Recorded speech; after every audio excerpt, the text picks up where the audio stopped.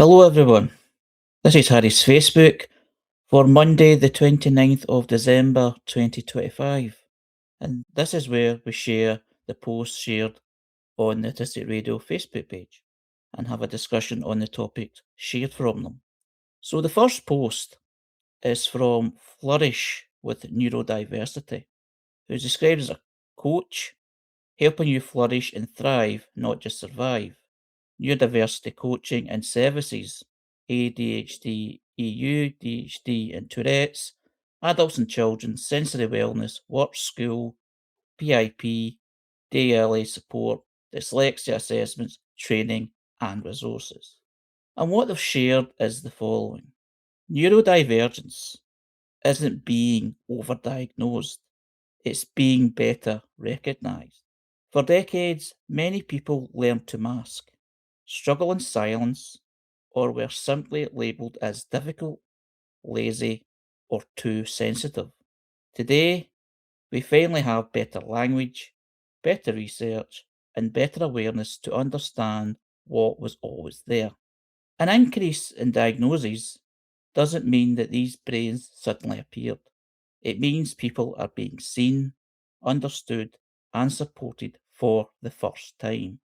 Just like left handedness increased once it stopped being punished. Neurodivergence is more visible because stigma is slowly being replaced with knowledge. This recognition leads to self understanding, appropriate support, reduced shame, and better mental health. Neurodivergent people have always existed. What's new is that we're finally starting to listen. We saw a kickback recently in the UK where one of our senior politicians asked a question and perhaps intimated that neurodiversity was being overdiagnosed. Now, I think perhaps the politician got a bit messed up and mixed up in their words, but this idea of overdiagnosis is a weapon that is being used against the autistic community. It reminds a lot of the people who've been out there long before I was identified as autistic of the gaslighting that occurred. There's nothing wrong with you idea.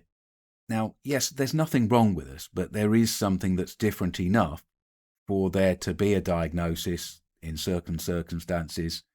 And this is a kickback against the equity and inclusion initiatives that have been happening, the diversity ethic.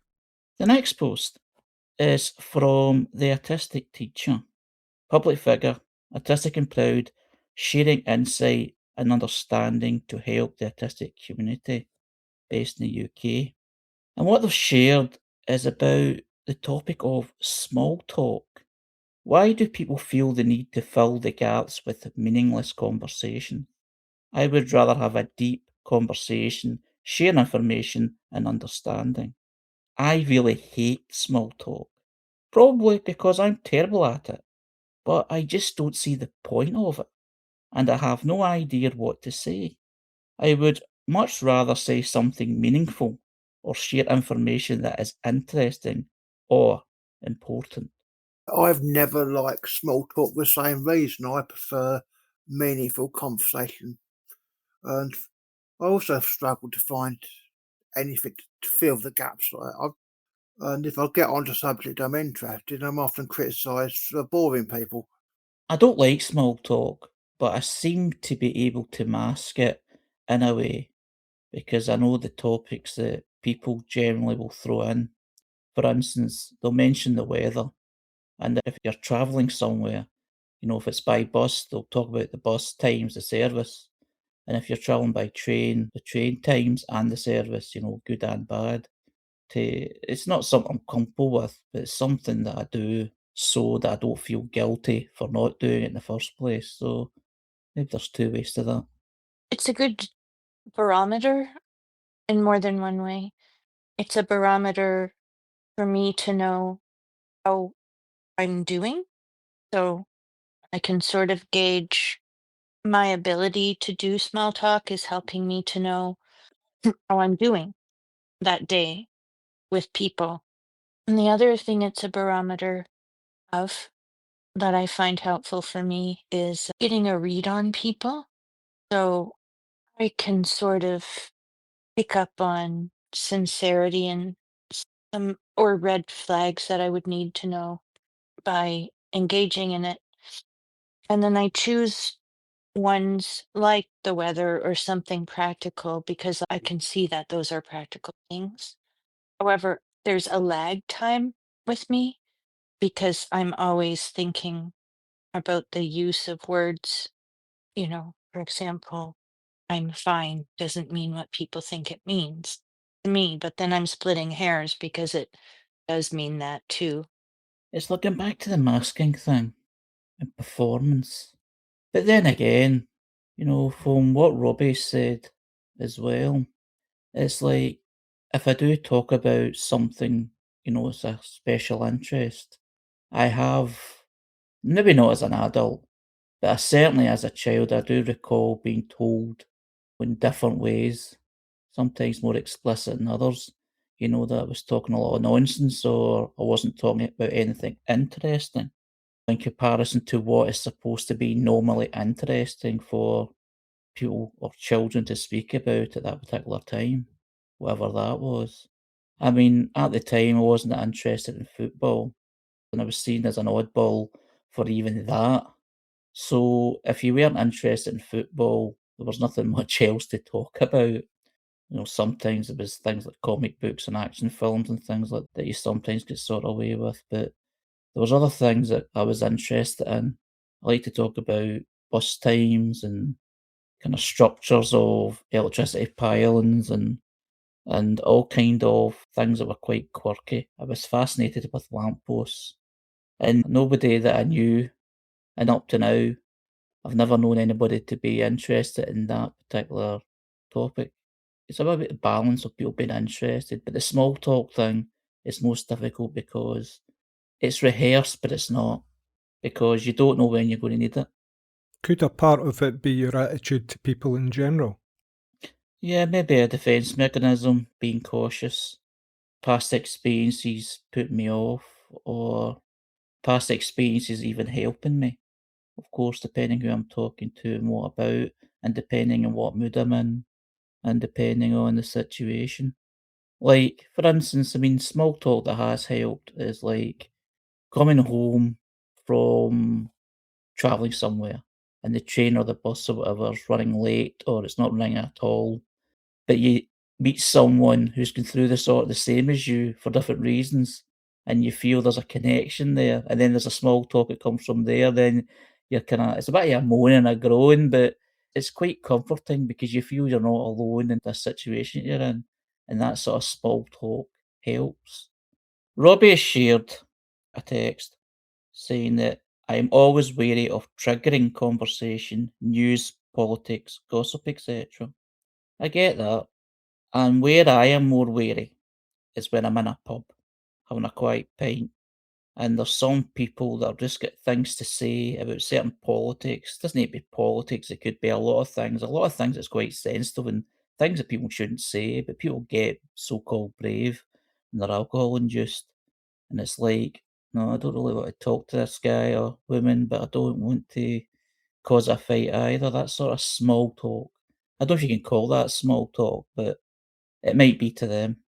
So, do you mean the content of the conversation is small talk, or the negotiation, the social negotiation of a difficult situation can sometimes be small talk too?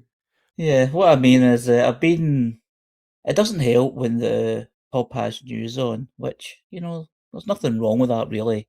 But there's a news item and it just triggers a conversation which isn't comfortable. But sometimes people sitting thinking they're giving small talk is actually quite offensive, or just it's getting towards a sort of direction that you don't want to be involved in, especially if you're not in agreement with it. Yeah, I think that some people might realize that you're a bit obliged to do the small talk. And very early in the small talk, it's as if you're trapped into it. That, in a way, if you're following the rules of small talk, you're obliged to agree a little bit. The way I find that very uncomfortable. I don't know if that's what you mean, but it could be a controversial thing that you absolutely don't agree with, and it feels hard to get out. There is that element of feeling trapped.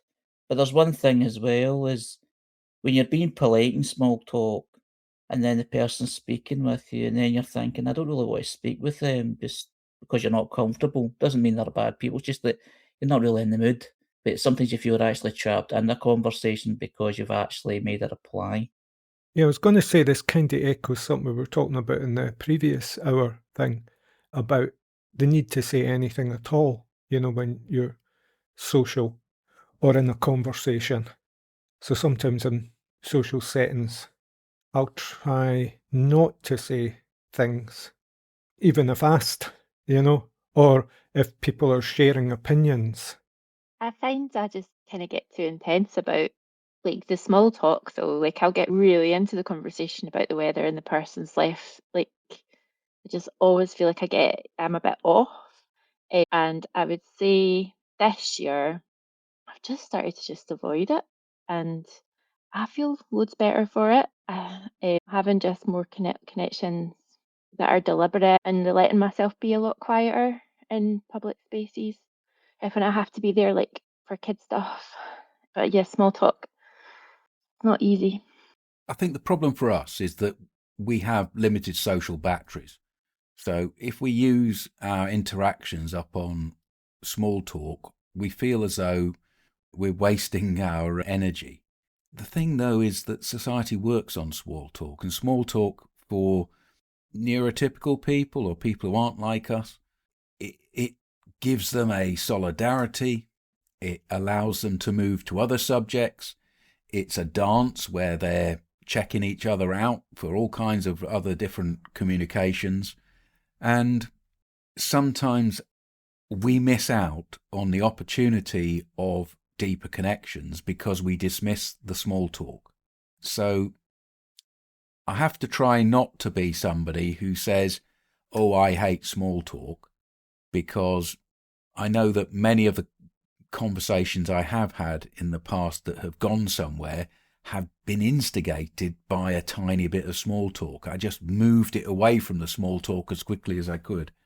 The next post is from Autism Awareness, which is a health and wellness website, health, beauty, community centre, raising autism awareness, celebrating neurodiversity and spreading understanding every day. And they've shared the following. Autism, for your information. Many times autistic children and adults appear to be in their own world. However, that does not mean they should be excluded from yours. Say hello, offer a high five, talk to them, get on their level, but please don't treat them as if they don't exist. Bridging worlds, a simple reminder to include our friends on the autism spectrum. There's their world, your world, and then I'm thinking, but you're both in the same world, So it's this thing about separation where you say there's one world and another world. And for someone to be in their own world, fair enough, that might be just an attention mode, but they're still here with you. So it's language again, isn't it, Harry? I was wondering if it was focused on children because it sounded a little either like they were talking about children with autism or possibly patronizing. Children, yes, okay, children then. Yeah, I don't know. If they had headphones on, I don't know if you should high five. I think Ray covers that though when he talks about which world, whose world. Yeah, I was going to say, like, maybe not if we've got our headphones on, hood up, all of the signs. But yeah, like sometimes there's quite a lot of the time I'd rather have like a wee invisibility cloak and be left to my own devices. But it is nice, like, I think about there's times that I'm watching my kid play football and I don't manage to like join in the huddle of mums, like they seem to be able to chat for the whole time. But it'd be so nice just to be like be able to kind of wave and acknowledge and feel like people were like, hi, and then you can just sit down rather than that suspicious look because you're not joining in, because I'm not joining in. I want us to try and look at this as benevolently as possible, because yes, if we look at it in one way, the language can seem a bit patronising. But if we look at its intention is to say, maybe if you're an autistic mum, or you know somebody who's autistic, or you're in that world, you're trying to reach out to other people and say, look, don't ignore these people because they appear distant from you. Let's give people an opportunity when we can, rather than shunning them. So, yeah, let's just say that it's an attempt at positivity to give us opportunities to interact, not be forced to interact. Yeah, appear might be that situation where you're kind of concerned that someone's kind of remote and detached and maybe lost and struggling. So it's just another way of interpreting the word appear there. You know, an adult who appears to be in their own world, you know. But of course, just even thinking about that, I think, would I approach a person like that and just say, come on? No, I know what you're saying, Ray, but I know what I've done, and I've done it many times. I've been on a train or in a place and I've nodded or done something tiny and then left it a very long time to let that person know that they are seen. And that has started conversations. People see my Autistic Radio badge on the lapel jacket and they start a conversation about that potentially. Advocating out there in the community sometimes is getting past the missteps in communication that, yeah, can irritate a bit.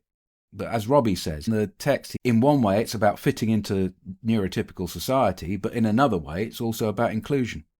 I really like the way you said, Jules, a small, like a nod, that is a very good one. But I think you said a small wave. But I think this really excellent communication where it's not a large gesture, it's a safe gesture. I had an experience this summer where acknowledging someone in the passing was almost letting too much in, you know, because they were quite intense. I think there's a great tip from Robbie in the text there. He says, how about neurotypical people taking interest in the interest that the autistic person is taking an interest in? So instead of breaking the situation, how about being sideways to the situation, and rather than confronting the person, look at the piece of interest and show interest and not make a song and dance about it. Like Teresa says, it needs to be something gentle and small and safe. Safe is a great word that Teresa used there. The next post is from Politics Home. It's an article based in Politics Home website. And it's an article which is about Labour Member of Parliament MP Kat Eccles, who is neurodivergent. And the title of it is All Peopled Out, Labour MP Kat Eccles on being autistic in Westminster. So it's part of the UK government. And it was an article from the 30th of March, and it was for Autistic Awareness Week at the time. And it says, speaking to Politics Home ahead of Autism Awareness Day, Labour MP Kat Eccles says she hopes that sharing her story will help make Parliament more accommodating to neurodivergent people. Labour MP Kat Eccles can remember feeling like she didn't fit in from a young age. Eccles was an only child, but despite her parents' attempts to get her to mix with other children by sending her to dance classes, swimming, and brownies, she gravitated towards the adults or just doing her own thing. Eccles was elected the Labour MP for Stourbridge at the July general election. 10 months on, during Neurodiversity Celebration Week and ahead of Autism Awareness Day in April, she told Politics Home she feels ready to speak more publicly about her autism and ADHD diagnoses. We have always been in these places. We have always been MPs, but now some people who are autistic feel able to be open in the public eye. And this person is going to be continuously trolled and attacked in social media and conventional media just because she's a woman. And now she's added another layer on top of that, neurodivergency or even disability, or even the contentious space between the two. So it's an amazing thing that she's decided to do that. But I'm imagining that as an autistic person, she felt as though she just had to. I was going to use the word normalising there, and I thought it's quite a, an ambiguous term, normalising. But yeah, it sounds like what she'll do is normalise her concerns, her being, her awareness, whether that be as a woman or whether that be as someone with ADHD or autism. By being public and speaking about things, you can take that sting out of it, hopefully, where she won't be trolled and persecuted, but just seen as someone representing a concern and a cause within, the Mother of Parliaments. Well, thanks everyone. That was a great conversation once again. And thanks to all who shared the post that we talked about tonight. This is Harry's Facebook for Monday the 29th of December, which is part of the Autistic Radio Days, which has happened between 27th to the 30th of December 2025. Really enjoyed tonight, and now I'll hand over to Jules. So thanks, Harry, for the 555 today, and we know that you're there every Sunday for another interesting conversation around the shares that you have on the Autistic Radio.com Facebook page. It's always a stimulating conversation, and I thank you for that. We're in Radio Days. This is the third of 4 days, so Harry will be back for the fourth of the 555. Fittingly, the last of tomorrow's broadcasts.